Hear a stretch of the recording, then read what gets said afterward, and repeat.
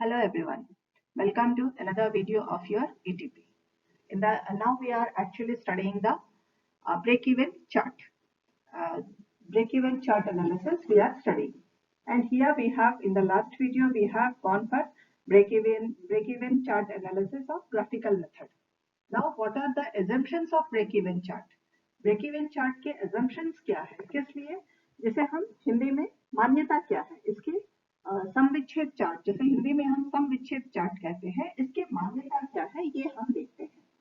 यहाँ से हमें क्या क्या इसकी इंपॉर्टेंस या assumptions क्या है ये हम अभी पढ़ रहे हैं। All costs can be separated into fixed and variable costs. यहाँ पे क्या किया जाता है, जितने भी कॉस्ट है सबको दो हिस्सों में बांट दिया जाता है, इधर it will be fixed cost या वेरिएबल कॉस्ट। दो जितने भी एक्सपेंसेस, जितने भी कॉस्ट्स होते हैं, सारे कॉस्ट्स को फिक्स्ड कॉस्ट या वेरिएबल कॉस्ट में डिवाइड कर दिया जाता है, सेपरेट कर दिया जाता है। Next is fixed cost remains constant eight all levels of activities.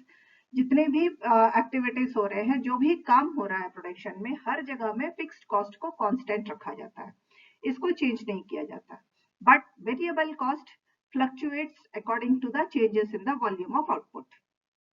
Variable cost fluctuates directly in proportion to changes in the volume of output. जो प्रोडक्शन हो रहा है उसका कितने यूनिट्स जितने निकल रहे हैं उसके अकॉर्डिंगली डायरेक्टली वेरिएबल कॉस्ट जो है चेंज होता रहता है। अगर ज्यादा प्रोडक्शन हो रहा है तो वेरिएबल कॉस्ट बदलेगा, अगर उसको प्रोडक्शन को कम किया जा रहा है, output volume of output, here not the output, the volume of output के अकॉर्डिंगली वेरिएबल कॉस्ट जो है चेंज होता रहता है। Then selling price per unit remains constant at all levels of activities. लेकिन कोई भी चीजें किसी भी तरह से वो वॉल्यूम ऑफ आउटपुट जो भी हो, सेलिंग प्राइस लेकिन फिक्स्ड पर यूनिट रखा जाता है। अगर बहुत अधिक सेलिंग हो रहा है, वॉल्यूम में बहुत अधिक अगर प्रोडक्शन हो रहा है तभी भी सेल्स प्राइस वही रहेगा, कम हो रहा है तभी भी सेलिंग प्राइस को कांस्टेंट रखा जाता है, उसको भी नहीं चेंज करते हैं। So what here one point is fixed cost and variable cost दोनों को अलग कर दिया जाता है, हर सेपरेट कर दिया जाता है जितने कॉस्ट है सभी को। इसके बाद में फिक्स्ड कॉस्ट हमेशा हर लेवल पे सेम रखा जाता है, कांस्टेंट रखा जाता है। Variable cost direct proportion to change in volume के अकॉर्डिंगली आउटपुट में चेंज कर देते हैं, एंड लेकिन selling price per unit always remains the same at all levels of activities. हर जगह में सेलिंग प्राइस जो है वो सेम रखा जाता है, and there is no opening और क्लोजिंग स्टॉक। यहाँ ओपनिंग स्टॉक और क्लोजिंग स्टॉक नहीं यूज किया जाता। There will be no change in operating efficiency. Operating efficiencies किसी भी तरह के हो उसमें भी कोई चेंज नहीं किया जाता है, सारा एफिशिएंसी जो है एक ही तरह से यूज किया जाता है। इसके बाद में प्रोडक्ट मिक्स रिमेन अनचेंज्ड और there is only one product. यहाँ पे प्रोडक्ट मिक्स को भी चेंज नहीं करते हैं, एक जो दो तरह के प्रोडक्ट है तो उन्हीं दोनों को लेकर के कैलकुलेट किया जाता है, और अदरवाइज अ सिंगल प्रोडक्ट, एक ही प्रोडक्ट को लेकर के कैलकुलेट किए अजम्पशंस किए जाते हैं। इसकी इसीलिए इसमें इसकी मान्यता है। And the last one is the volume of output or production is the only factor which influences the cost. Production का जो फैक्टर है वो अकेला ही कॉस्ट को इन्फ्लुएंस करता है, और कोई भी पॉइंट्स कॉस्ट में कोई चेंजेस नहीं लाते हैं। वॉल्यूम प्रोडक्शन कितना हो रहा है, वो जो चेंज प्रोडक्शन में जो चेंज आता है वो फैक्टर डेफिनेटली कॉस्ट को इन्फ्लुएंस करता है। Then now we will come to see what are the advantages of break even charts. break even charts बनाने के लाभ क्या है? break even chart has the following advantages. information in simplest form, बहुत ही सरल स्वरूप में सूचना को दी जाती है। it summarizes the present cost, volume and profit information on graphs to grasp with a cursory look glance. मतलब बहुत आसान से एक चार्ट में आपने देखा, चार्ट के अकॉर्डिंगली आपको टोटल कॉस्ट, प्रेजेंट कॉस्ट, उसका जितना कॉस्ट है, वॉल्यूम ऑफ प्रॉफिट क्या है, ये सारी चीजें ग्राफ में बहुत सिंपल वे में दिखा दी जाती है, जो समझने में बहुत आसान होता है। इसके बाद में helpful in managerial decisions. It is very useful for management to take decisions because chart studies the relationship of cost, volume and profit at various levels of output. इस चार्ट में क्या है कि तीनों के बीच में जो रिलेशनशिप है, कॉस्ट, वॉल्यूम एंड प्रॉफिट के बीच में जो रिलेशनशिप है वो चार्ट में बहुत साफ तरह से दिखाया है, बहुत इजीली वे में बताया जाता है, जो कि मैनेजरियल डिसीजंस लेने के लिए, मैनेजमेंट को अलग अलग तरह के डिसीजंस लेने में बहुत हेल्पफुल होती है। Then the next point is knowledge about profitability. The profitability of various products can be studied with the help of charts, and most probable product mix can be adopted. Profitability अलग अलग products की अलग अलग profit होती है, तो उसके बाद में उस चार्ट से इनको पता चलता है कि किस किस प्रोडक्ट का प्रॉफिट कैसा है। उसके बाद में इस जिसकी वजह से एंटरप्रेन्योर को अपने दो प्रोडक्ट्स का मिक्स करने के किस तरह के प्रोडक्ट का मिक्स करने से प्रॉफिट अधिक होगा, इसको अडॉप्ट करने में इजी होती है। अलग अगर कोई एंटरप्रेन्योर 5-6 तरह के प्रोडक्ट बना रहा है, तो उसमें से कुछ प्रोडक्ट्स में बहुत ज्यादा लाभ हो रहा है, कुछ में कम हो रहा है, तो किन दो प्रोडक्ट्स को एक साथ करके या किन दो प्रोडक्ट्स का मिक्स करके इन लोग बना आगे बढ़े ताकि प्रॉफिट में बढ़ोतरी हो और अच्छे से हो सके, ये जानने में चार्ट जो है बहुत हेल्पफुल होता है। इसका ये लाभ है चार्ट के बनाने से। Then the next point is it works as a tool of forecast. Break-even analysis is very useful. Break-even chart is very useful for forecasting the costs and profits planning and growth. Chart को देखते हुए future में किस तरह से costs को profit को plan करना है ताकि बिजनेस आगे बढ़ा सके। एंटरप्रेन्योर को ये एजम्पशन करने में आगे के लाभदायक संबंधित ज्ञान भी देते हैं, एंड पहले से पूर्वानुमान कैसे किया जाए जिसके अकॉर्डिंगली वो अपना काम उसके अकॉर्डिंगली कर सके। इस काम के लिए भी ब्रेक इवन चार्ट जो है बहुत हेल्पफुल होता है। वो पहले से प्लान कर सकता है कि फ्यूचर में उसे अपने बिजनेस को किस तरह से आगे बढ़ाना है। नेक्स्ट है helpful in cost control. Break even chart is a tool for cost control because it shows the relative importance of fixed costs and variable cost. Break even chart में फिक्स्ड कॉस्ट और variable cost दोनों के बीच में जो relation है उसको बहुत अच्छे से दिखाया जाता है, समझाया जाता है, जिससे कि कॉस्ट कंट्रोल में एंटरप्रेन्योर के लिए कॉस्ट कंट्रोल में बहुत हेल्पफुल होता है। कभी कभी कॉस्ट अधिक हो जाएगा तो नेचुरली उसको सेल्स प्राइस अधिक करना होगा, that may not be worth for the business. उसको अगर अपने कॉस्ट में कुछ वो रिडक्शन कर सके तो उसका रिडक्शन वो कर सकता है, जिससे कि उसकी सेल्स प्राइस को वो कम कर रख सकता है। तो इन सब चीजों के लिए जो भी कैलकुलेशंस इनके लिए किए जाते हैं, उन सारे चीजों के लिए ये जो ब्रेक इवन चार्ट बनाया जाता है ये बहुत हेल्पफुल होता है, क्योंकि यहाँ पे फिक्स्ड कॉस्ट और वेरिएबल कॉस्ट दोनों को अलग अलग तरीके से इन दोनों के बीच में जो रिलेशन है, इनकी इंपॉर्टेंस क्या है, वो इस चार्ट में बहुत अच्छे से बताया जाता है, जिसकी वजह से कॉस्ट कंट्रोल में बहुत मदद मिलती है। नेक्स्ट पॉइंट है determination of BEP as well as profits. Profits at various levels of outputs can be determined with this chart.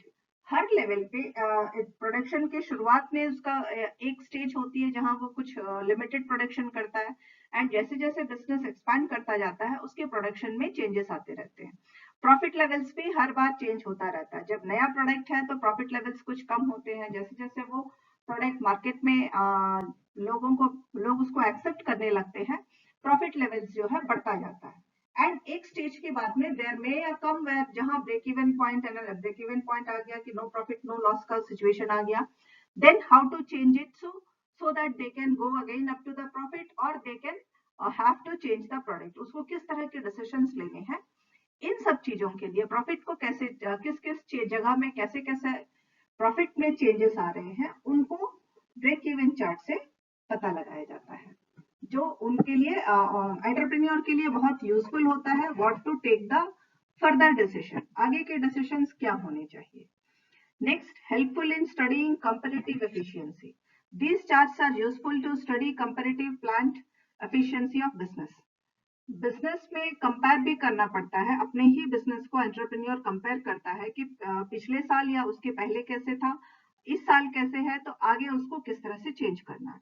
तो ये कंपेयर करने के लिए लास्ट ईयर से इस साल प्रॉफिट अधिक था या कम था, या लास्ट ईयर से ग्रोथ बहुत ज्यादा हो रहा है, इन सारी चीजों को कंपेयर करके प्लान करने के लिए ये ब्रेक इवन चार्ट जो है बहुत हेल्पफुल होता है, जिससे इसको बहुत बिजनेस एंटरप्रेन्योर को बहुत लाभ होता है। Next है helpful in knowing the selling price. This helps in knowing the effect of increase or decrease in selling price. Selling price को कम करना चाहिए या बढ़ाना चाहिए, depending upon the production levels. ये पता लगाने के, ये डिसाइड करने के लिए भी ब्रेक इवन चार्ट जो है बहुत हेल्पफुल होता है एंटरप्रेन्योर को। नेक्स्ट हम देखते हैं, इसके बाद में हम आते हैं, हमारा नेक्स्ट है limitations of break even chart. अब हम इसके लाभ देख चुके हैं, इसके कुछ सीमाएं भी होती है। सम विच्छेद चार्ट की सीमाएं क्या है? सबसे पहला है assumptions. These charts are based on assumptions, may not good under all circumstances. For example, fixed cost not constant after a certain level of activity. Variable cost do not vary proportionately with changes in the output, etc. इस chart को जो है assumptions पे बनाया जाता है, इसे की मान्यता पे बनाया जाता है। तो जितनी भी मान्यता पे आधारित होने के कारण सभी परिस्थितियों में ये एक जैसा ही नहीं होता है, क्योंकि हर परिस्थिति के अकॉर्डिंगली काफी सारे चेंजेस लाने पड़ते हैं। जैसे कि एक निश्चित काम को करने के लिए स्थायी लागत से स्थिर रहना हमेशा जरूरी नहीं है। यहाँ पे क्या है, फिक्स्ड कॉस्ट हमेशा कांस्टेंट होने से एक सर्टेन लेवल की एक्टिविटी के बाद में फिक्स्ड कॉस्ट का कांस्टेंट रहना सही नहीं होता है बिजनेस के लिए। इसी तरह से वेरिएबल कॉस्ट जो है आउटपुट में जितने चेंजेस आ रहे हैं उसके रेशियो में, उसके प्रपोर्शन में वेरिएबल कॉस्ट नहीं चेंज किया जाता है, क्योंकि ये अंदाज पे, ये सिर्फ मान्यताओं पर ही आधारित होता है, एजम्पशंस पे आधारित होता है। इसीलिए कभी कभी ये सही कैलकुलेशन नहीं देता है, जो बहुत ज्यादा बिजनेस के लिए सही नहीं है। ये इसकी सीमा है। And per se, next is limited information. A limited information can be shown in graphs and a number of charts to be made for effect of changes in fixed cost, variable cost and selling price on the profitability. Second point है सीमित सूचना ही देता है, क्योंकि यहाँ पर graph में हम सब सारा का सारा वो चार्ट में नहीं दिखा सकते हैं। तो फिक्स्ड कॉस्ट, वेरिएबल कॉस्ट और सेलिंग प्राइस का प्रॉफिटेबिलिटी को कुछ सीमित टाइम तक का ही या सीमित एरिया तक में ही दिखाया जाता है। तो तीसरा पॉइंट है ignorance of important considerations. It presents only cost volumes, profit relationship and ignores amount of capital investment, marketing problems, government policies etcetera. यहाँ पे इस चार्ट में हम सिर्फ कॉस्ट वॉल्यूम प्रॉफिट रिलेशन को ही देखते हैं, लेकिन बाकी चीजें, कैपिटल कितना इन्वेस्ट किया गया है, मार्केट में क्या क्या प्रॉब्लम्स है या गवर्नमेंट की क्या क्या पॉलिसीज है, इन सब चीजों को यहाँ कंसिडर नहीं किया जाता है, जिसकी वजह से इंपॉर्टेंट इंफॉर्मेशन जो है, जिसके बेसिस पे बिजनेस का काम होना चाहिए, वो यहाँ पर पूरा का पूरा नहीं दिखाया जाता है। Then ignorance of capital employed. It does not take into consideration the amount of capital employed, which is very important in management decisions. Management decisions लेते वक्त कैपिटल कितना उसमें है, इसका मालूम होना बहुत ही जरूरी होता है। पूंजी पर ये बिल्कुल ध्यान नहीं देता, लेकिन ये पूंजी के बिना कोई भी बिजनेस नहीं होता है, but this ignores that. So management decisions लेते वक्त कैपिटल का इन्वेस्टमेंट जो है उसको कंसिडर करना छोड़ देता है। So this is also limitation of break even chart. Static view. It presents only static view of problems under consideration. ये जो है हमें सिर्फ